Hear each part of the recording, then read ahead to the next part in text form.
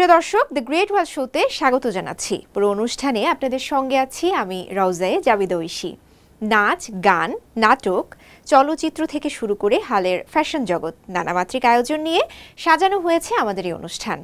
চীনের প্রাকৃতিক সৌন্দর্য, সাংস্কৃতিক ঐতিহ্য, উন্নত সমৃদ্ধ এবং বৈচিত্র্যময় জীবনধারার গল্প আপনাদের সামনে তুলে ধরব।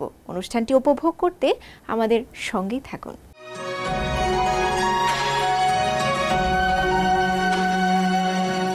China through it's intangible heritage শিরোনামে একটি সিরিজের থিম সং প্রকাশ করেছে চায়না মিডিয়া গ্রুপ সিএমজি। সম্প্রতি সিএমজির সিসিটিভি 1 চ্যানেলে মিউজিক ভিডিও সহ এটি সম্প্রচার করা হয়। দর্শক, শিরোনাম শুনে বুঝতে পারছেন এতে সাংস্কৃতিক ঐতিহ্যকে প্রাধান্য দেওয়া হয়েছে। চলুন কথা না বাড়িয়ে গানের একটি অংশ দেখে নিই।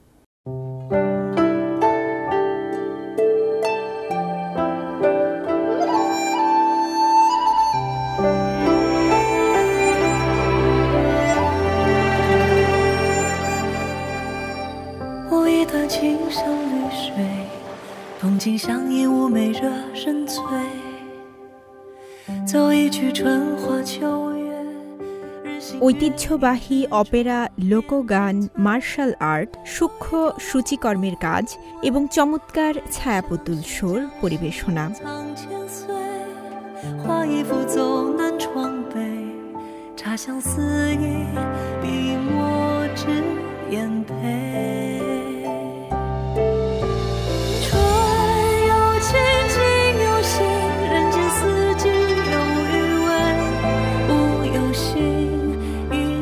বিখ্যাত চীনা গায়ক চৌ সেনের গাওয়া এই গানে প্রাকৃতিক সৌন্দর্যের চিত্রপট এবং অবশ্যই সাংস্কৃতিক ঐতিহ্যকে মেলে ধরা হয়েছে। এটি China through it's intangible heritage সিরিজের একটি থিম গান। চলতি মাসে গানটি মিউজিক ভিডিও সহ সম্প্রচার করে চায়না মিডিয়া গ্রুপ সিএমজি। চীনের সংস্কৃতি ও পর্যটন মন্ত্রণালয় এবং সিএমজি যৌথভাবে এই সিরিজটি পরিচালনা করে।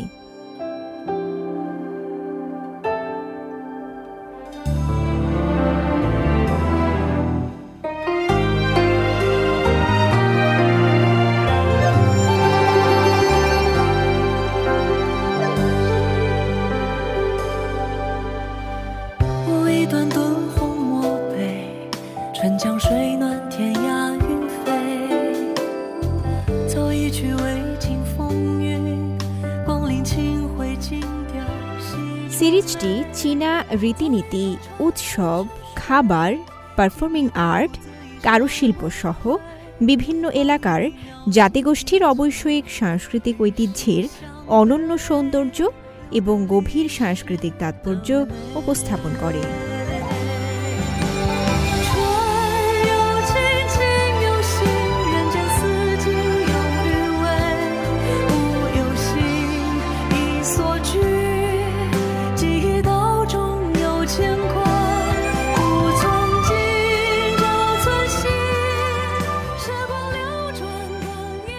সিরিজের দক্ষিণ চীনের কুয়াংসিচুয়াং স্বায়ত্তশাসিত অঞ্চলের প্রথম পর্ব এবং দক্ষিণ পশ্চিম চীনের কুইচৌ প্রদেশের দ্বিতীয় পর্ব সিসিটিভি 1-এ আগস্ট মাসে সম্প্রচার করা হয়।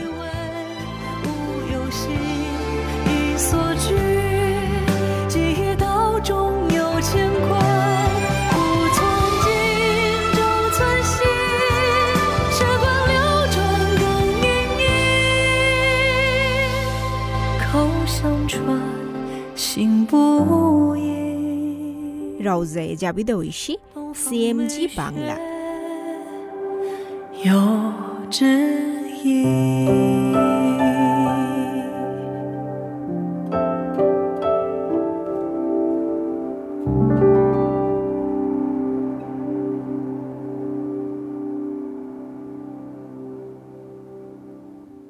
শহুরে জীবনের তাড়াহুড়ো আর নয়। চীনের ভ্রমণ পিপাসুরা এখন বেছে নিতে শুরু করেছেন কিছুটা ধীরস্থির ও শান্ত একটি জীবনধারা।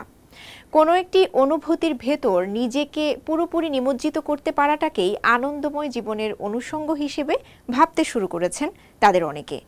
সেই পরিপূর্ণতার অভিজ্ঞতা পেতে চীনের সুপ্রাচীন শহরগুলোতে বেড়েছে দেশীয় পর্যটকদের আনাগোনা। চলুন ঘুরে আসা যাক এমন কিছু শহর থেকে।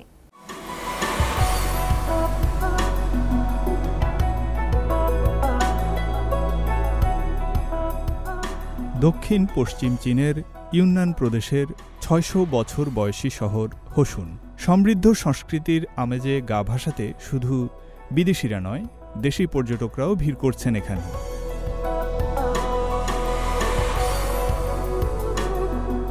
হোসুন লাইব্রেরি চীনের প্রাচীনতম গ্রামীণ গ্রন্থাগারগুলোর একটি।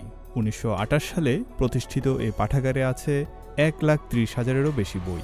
এ পর্যন্ত গ্রন্থাগারটি ইস্যু করেছে ৩,০০০-এরও বেশি কার্ড, অর্থাৎ হোসুনের জনসংখ্যার অর্ধেকই নিয়মিত বই পড়তে আসছেন এখানে।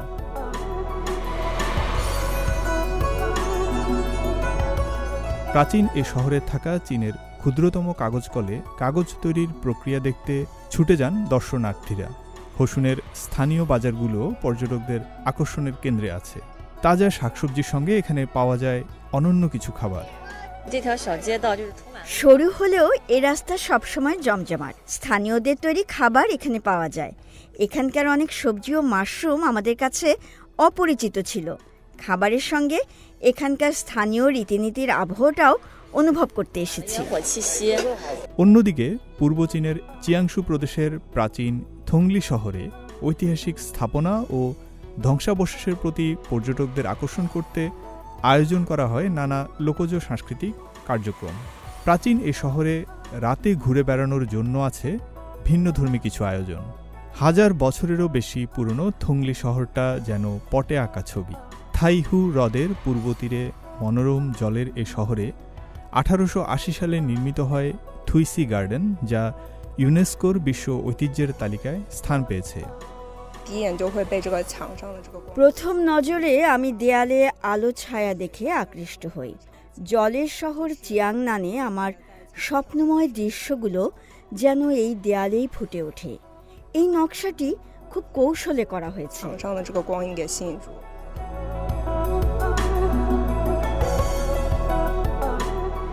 সরকারি তথ্যে দেখা গেল প্রাচীন শহরটিতে গ্রীষ্মের ছুটিতে ১০ লাখেরও বেশি পর্যটক এসেছে। প্রতিদিন গড়ে আসছেন প্রায় ১৮,০০০ পর্যটক। গবেষকরা বলছেন এখানকার ঐতিহাসিক স্থাপত্যশৈলী ঘুরে দেখার মাধ্যমেই অন্য অঞ্চলের মানুষেরা এখানকার অবৈষয়িক সাংস্কৃতিক ঐতিহ্য ও স্বাতন্ত্র্য সম্পর্কে আরও ভালোভাবে জানতে পারবে। প্রাচীন শহরের আকর্ষণটা হলো প্রাকৃতিক দৃশ্য ও ঐতিহাসিক সাংস্কৃতিক নিদর্শনগুলোর ভেতর। এসব দেখে শুধু পর্যটকরা ইতিহাস ঐতিহ্য সম্পর্কে জানছেনই না, বরং নানা খাবারের স্বাদ নেয়ার মাধ্যমেও তারা প্রাচীন শহর সম্পর্কে জ্ঞান নিচ্ছেন।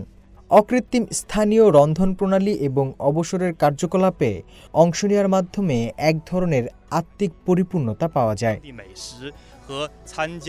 মোট কথা, প্রাচীন একটি শহর বা সভ্যতাকে পুরোপুরি উপভোগ করার সমস্ত আয়োজনই পাওয়া যাবে চীনের এসব শহরে। পর্যটকদের জন্য নানা আয়োজনে সমৃদ্ধ এই শহরগুলো যেন এক একটি time machine. Faisal Abdullah, CMG Bangla. একটি কথা প্রচলিত আছে, চীনের মহাপ্রাচীর বা গ্রেট ওয়াল ভ্রমণ না করলে চীন ভ্রমণ অনেকটাই অসম্পূর্ণ থেকে যায়। বাংলাদেশের পররাষ্ট্র মন্ত্রণালয়ের এক ঝাঁক তরুণ প্রতিনিধি সম্প্রতি চীন ভ্রমণ করেছেন। তাদের ভ্রমণের একটি বড় অংশ ছিল গ্রেট ওয়াল। চীন ভ্রমণে তাদের অভিজ্ঞতা ও নানা বিষয় নিয়ে বিস্তারিত জানাচ্ছেন আমাদের বেইজিংয়ের সহকর্মী মাহমুদ হাশিম ও ইয়াং চি চেন অনুপমা। চীন দেশে একটা কথা প্রচলিত আছে, যে মহাপ্রাচীরে উঠেনি সে সাহসী মানুষ নয়। বন্ধুরা, আজকে ঠিক এই মুহূর্তে আমি দাঁড়িয়েছি চীনের গর্ব, বিশ্বের বিস্ময়, মানব সৃষ্ট বিশ্বের সবচেয়ে বড় এবং দীর্ঘতম অবকাঠামো চীনের গ্রেট ওয়াল বা মহাপ্রাচীর। আপনারা আমার পিছনে দেখতে পাচ্ছেন, আমরা এই মুহূর্তে আছি বেইজিং শহর থেকে উত্তরাঞ্চলে হোয়াইরু জেলায় মুথিয়ান ইউ গ্রেট ওয়ালের এই অংশে আমরা আজকে এসেছি এবং আমাদের সঙ্গে এসেছেন বাংলাদেশ পররাষ্ট্র মন্ত্রণালয়ের তরুণ একটি প্রতিনিধি দল, ২৫ সদস্যের একটি কূটনীতিক প্রতিনিধি দল। তারা আমাদের সঙ্গে আজকে এই মহাপ্রাচীর ঘুরে দেখবেন, আমরা তাদের সঙ্গে থাকব এবং দর্শক আপনাদেরকেও মহাপ্রাচীরের এই অংশটুকু ঘুরিয়ে দেখাবো। চলুন তাহলে আমরা মহাপ্রাচীর ঘুরে দেখি। প্রতিনিধি দলের বেশিরভাগ সদস্যের এটি প্রথম চীন সফর। এ কারণে বেজিং এর ঐতিহাসিক দর্শনীয় স্থান তাদের মনে গভীর ছাপ ফেলেছে। এতদিন জেনে এসেছি চীনের এই মহাপ্রাচীরকে কেন পৃথিবীর সপ্তম আশ্চর্যের একটি বলা হয়, তো আজকে সরাসরি এটা প্রত্যক্ষ করে বুঝতে পারছি আসলে এটার সার্থকতাটা কোথায়। আসলে প্রায় 2000 বছর আগে এত বিশাল স্থাপনা মনুষ্য দ্বারা সৃষ্টি, আসলে এটা আসলে কল্পনা অতীত। তো আমি সত্যি খুবই আনন্দিত, অভিভূত ফিল করছি। আগে মহাপ্রাচীরে ওঠানামা খুব কষ্টকর ব্যাপার ছিল, তবে বর্তমানে কেবল কার এবং স্লাইডওয়ের সহায়তায় দর্শকরা সহজেই মহাপ্রাচীর পরিদর্শন করতে পারেন। যখন আমরা কেবল কারে করে আসছিলাম, ইট ফিল লাইক যে I am watching a dream in my sleep. হয়তো কখনো চিন্তা করিনি গ্রেট ওয়ালে আসবো, তো আজকে যেটা হয়তো কখনো স্বপ্ন ছিল আজ সেটা বাস্তব। তো এটা বুঝতেই পারছেন, অনুভূতিটা ভাষায় প্রকাশ করার মতো না। মুতিয়ানইউ মহাপ্রাচীর হল সবচেয়ে সুরক্ষিত। এখানে ওয়াচ টাওয়ারগুলো ঘন ঘন স্থাপন করা হয়েছে। এই অংশে 2225 মিটার দীর্ঘ মহাপ্রাচীরে 22টি ওয়াচ টাওয়ার রয়েছে। গ্রেট ওয়াল যখন আমরা দূর থেকে আসলে দেখছিলাম, ওয়ালটা নিচ থেকে যে পাহাড়ের উপর এরকম দেয়াল একটা, তো তখন মানে প্রথম কথাই আমার মাথায় এসেছিল যে এটা শুধু সপ্তাশ্চর্য না, এটা সপ্তাশ্চর্যের উপরে কিছু। কারণ এই এত উঁচু পাহাড়ের উপর এরকমভাবে একটা এত বড় একটা আর্কিটেকচার বানানো খুবই টাফ। এবং আমি এটা সবসময় ওয়ান্ডার আমি করছিলাম যে আসলে এটা তো বানানো পরের কথা, সব ম্যাটেরিয়ালস, ইট, সিমেন্ট এগুলো উপরে আনাটা কতটা টাফ হয়েছিল। এবং এটা কোনো ওয়ান্ডারের ব্যাপার না, যেটা বানাতে 2000 বছর লেগেছিল। এবং আমি নিজে আমার নিজের আর্কিওলজির ব্যাপারে, হিস্ট্রির ব্যাপারে আমার ছোটোবেলা থেকে অনেক আগ্রহ ছিল। তো গ্রেট ওয়ালের এই জায়গাতে এসে আমি খুবই গর্বিত বোধ করছি, আমার খুবই ভালো লাগছে। এবং চায়নার মানুষদেরকে, চায়না গভর্নমেন্টকে অসংখ্য ধন্যবাদ যে আমাদেরকে গ্রেট ওয়াল দেখার সুযোগ করে দিয়েছে। প্রথমবারের মতো মুতিয়ানইউ মহাপ্রাচীরে পা রেখে তারা নিজেদের উচ্ছ্বাস ধরে রাখতে পারেনি। আসলে কিছু অনুভূতি আসলে মুখে বা ভাষায় প্রকাশ করা যায় না, অব্যক্তই থাকে। এই অনুভূতিটা ঠিক এরকমই, এক কথায় বলতে গেলে অসাধারণ। আমি খুবই অভিভূত। সবচেয়ে বেশি আমার ভালো লাগছে যে এত প্রাচীন একটা স্থাপনা এত আগে কিভাবে সম্ভব ছিল। আমার যেটা মনে হচ্ছে তাদের হিস্ট্রিক্যাল যে স্ট্রেংথ এবং তাদের যে অধ্যবসায়, এটা একটা নিদর্শন বলা যায় আর কি। এবং আমি খুবই গর্বিত, খুবই প্রাউড ফিল করছি। মহাপ্রাচীর পরিদর্শন করে তাদের অনেক দিনের লালিত স্বপ্ন পূরণ হয়েছে বলে আনন্দ প্রকাশ করেন তারা। চীনে আসার একটা অন্যতম প্রধান আকর্ষণের জায়গায় ছিল যে গ্রেট ওয়াল ভিজিট করা। অসাধারণ একটা অনুভূতি। আমি সবাইকে আহ্বান জানাবো, যখন যদি কারো সুযোগ থাকে অবশ্যই এই অন্যতম সপ্তাচার্য চীনের মহাপ্রাচীর এটি ঘুরে যাবেন। ফেরার পথে প্রতিনিধি দলটি মহাপ্রাচীরের অদূরে অবস্থিত আন্তর্জাতিক গ্রাম পরিদর্শন করেন। পূর্বে এটি শুধু একটি অজানা ছোট গ্রাম, কিন্তু একজন আমেরিকান গ্রামবাসীর সাহায্যে গ্রামের ঐতিহ্যগত চীনা শৈলীর বাসভবনে পশ্চিমা শৈলী যুক্ত করেন। বর্তমানে অনেক বিদেশি এখানে হোমস্টে হোটেল চালাচ্ছে। শিল্প প্রদর্শনীও এখানে উপভোগ করা যায়। প্রদর্শনীতে তরুণ কূটনীতিকরা রঙিন কলমে তাদের মতামত লিখে চীন ও বাংলাদেশের প্রতি তাদের ভালোবাসা প্রকাশ করেন।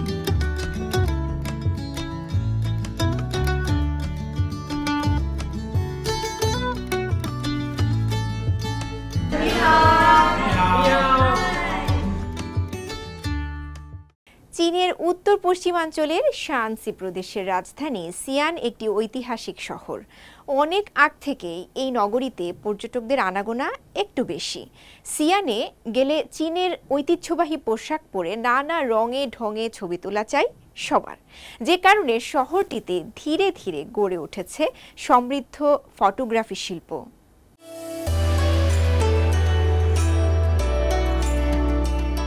3000 বছরেরও বেশি ঐতিহ্য সিয়ানের। প্রায় 1100 বছরেরও বেশি সময় ধরে 13টি রাজবংশের রাজধানী ছিল এই শহর।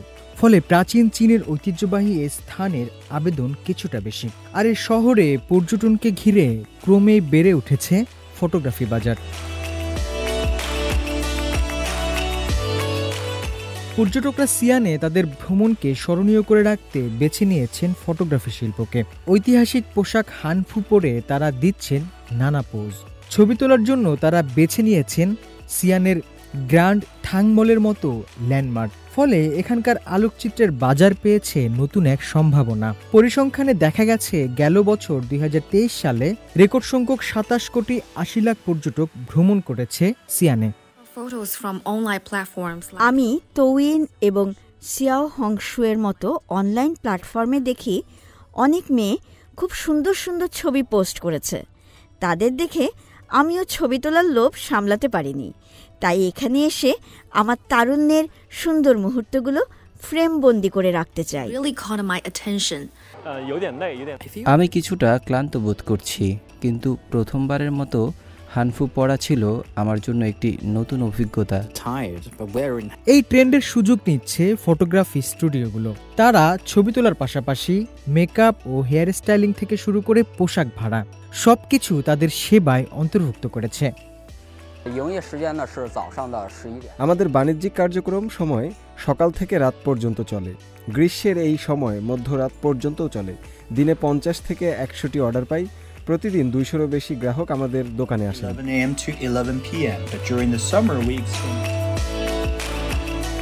এই সেবার মূল্য 200 ইউয়ান থেকে 5000 ইউয়ান পর্যন্ত। ক্রেতার চাহিদার উপর এটি নির্ভর করে। একটি প্রতিবেদনে দেখা গেছে 2023 সালে চীনে ভ্রমণ সংক্রান্ত ফটোগ্রাফির বাজার ছিল প্রায় 40 বিলিয়ন ইউয়ানের।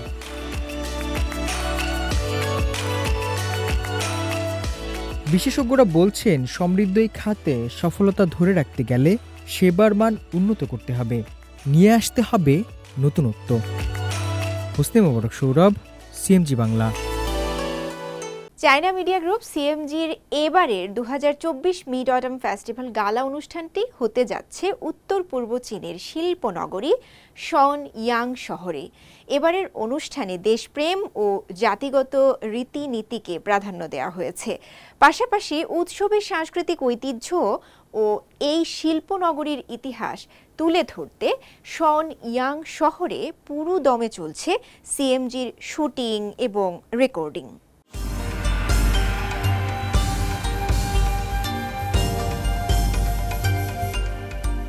মিড অটাম ফেস্টিভ্যাল বা মধ্য শরৎ উৎসব চীনের একটি ঐতিহ্যবাহী উৎসব, যেটি রাতে পালিত হয়। চন্দ্র ক্যালেন্ডারের অষ্টম মাসের 15তম দিনে এই উৎসব উদযাপিত হয়। এবছর দিনটি পড়েছে 17 সেপ্টেম্বর। উৎসব চলাকালীন পরিবারের সদস্যরা মিলিত হয়, চাঁদের বন্দনা করে, মুন কেক খায়, আত্মীয় ও বন্ধুদের মুন কেক উপহার দেয় এবং ঐতিহ্যবাহী চীনা লণ্ঠন প্রজ্বলন করে।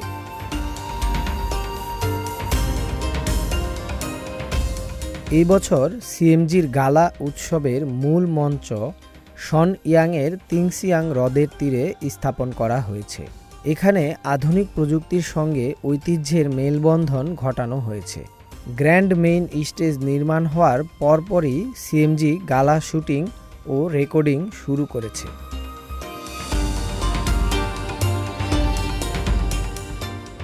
ইতিহাস এবং সমৃদ্ধ সংস্কৃতির শহর হিসেবে শনইয়াংয়ে 3টি বিশ্ব সাংস্কৃতিক ঐতিহ্যের স্থান এবং 1500টিরও বেশি ঐতিহাসিক ও সাংস্কৃতিক স্থান রয়েছে। ম্যানুফ্যাকচারিং শিল্পের বিকাশের দীর্ঘ ইতিহাসের সাথে গণপ্রজাতন্ত্রী চীন প্রতিষ্ঠার পর থেকে ইতিহাসে 300টিরও বেশি ফার্স্ট এভার শিল্পপণ্যের উদ্ভাবন হয়েছে শনইয়াংয়ে, যার মধ্যে রয়েছে চীনের প্রথম ধাতব জাতীয় প্রতীক এবং সাধারণ লেদ মেশিন। কেন্দ্রীয়ভাবে উৎসব উদযাপনের পাশাপাশি বিভিন্ন আউটডোর শুটিং সাইট থেকে মূল মঞ্চের সাথে সামঞ্জস্য রেখে শনইয়াংয়ের সংস্কৃতিকে উপস্থাপন করা হবে। লিয়াওনিং অনেক গুরুত্বপূর্ণ অবদান রেখেছেন চিয়াওলং গভীর সমুদ্র সাবমার্সিবল সরঞ্জামের উন্নয়নে এবং ছাংই চন্দ্রযান নির্মাণে। এসব অর্জনের জন্য আমরা চীনারা দেশে বিদেশে সবাইকে নিয়ে গর্বিত। আমি দেখেছি যে এই প্রোগ্রামগুলোতে বিশিষ্ট জনদের পাশাপাশি সর্বস্তরের সাধারণ মানুষকে অন্তর্ভুক্ত করা হয়। উদাহরণস্বরূপ আমি নির্মাণ শিল্পে কাজ করি এবং যেখানে এই প্রোগ্রাম হয় আমি সেদিকেই নজর রাখি। 3টি পারফরমেন্সে ভাগ করে এই বছরের গালা উৎসবটি চাঁদকে কেন্দ্র করে সাজানো হয়েছে, যেখানে উপস্থাপিত হয় পৃথিবীর একমাত্র এই প্রাকৃতিক উপগ্রহ চাঁদ সম্পর্কিত বিভিন্ন লোকজ গল্প। নাসরুল্লাহ রাসু, সিএমজি বাংলা। শিল্প ও পর্যটনে গতি আনতে উজবেকিস্তানে অনুষ্ঠিত হলো গ্র্যান্ড ইন্টারন্যাশনাল গ্রেপ ফেস্টিভ্যাল বা আন্তর্জাতিক আঙুর উৎসব। এবছর এই আয়োজনে প্রায় 10 লাখ দর্শকের সমাগম হয়েছিল। আগের বছরের তুলনায় সংখ্যাটা প্রায় 6 গুণ বেশি। এতে অংশ নিয়েছিলেন চীন সহ বিভিন্ন দেশের উদ্যোক্তারা। রিপোর্টে থাকছে বিস্তারিত।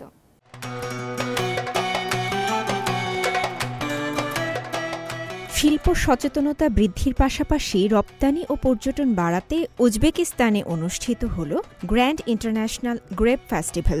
গেল সপ্তাহে দেশটির তাসখন্দ অঞ্চলের পার্কেন্ট জেলায় আঙুর ও ওয়াইন তৈরির এই উৎসবের আয়োজন করা হয়।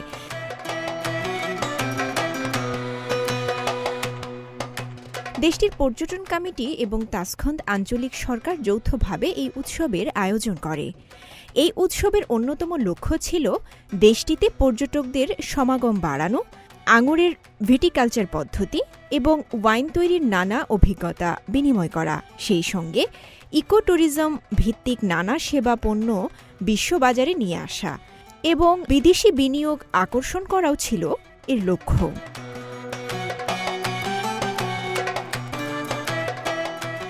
উৎসবে ছিল কৃষি মেলা, আন্তর্জাতিক ওয়াইন শিল্পের ব্র্যান্ডের প্রদর্শনী এবং ভিটিকালচারের উপর আন্তর্জাতিক সম্মেলন। উৎসবে বিশেষজ্ঞদের অংশগ্রহণে বৈজ্ঞানিক ও ব্যবহারিক সেমিনার, প্রতিযোগিতা, হস্তশিল্প প্রদর্শনী এবং অন্যান্য সাংস্কৃতিক অনুষ্ঠানেরও আয়োজন করা হয়।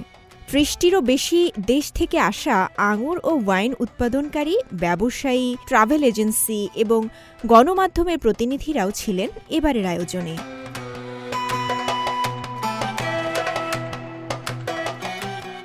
আয়োজনের বড় আকর্ষণ ছিল উৎসবের মঞ্চ। পার্কেন্টের কেন্দ্রস্থলে থাকা সুবিশাল আঙুর বাগানেই অনুষ্ঠিত হয় আন্তর্জাতিক এই আঙুর উৎসব। এটি উজবেকিস্তানের শীর্ষ আঙুর উৎপাদনকারী স্থানগুলোর মধ্যে একটি।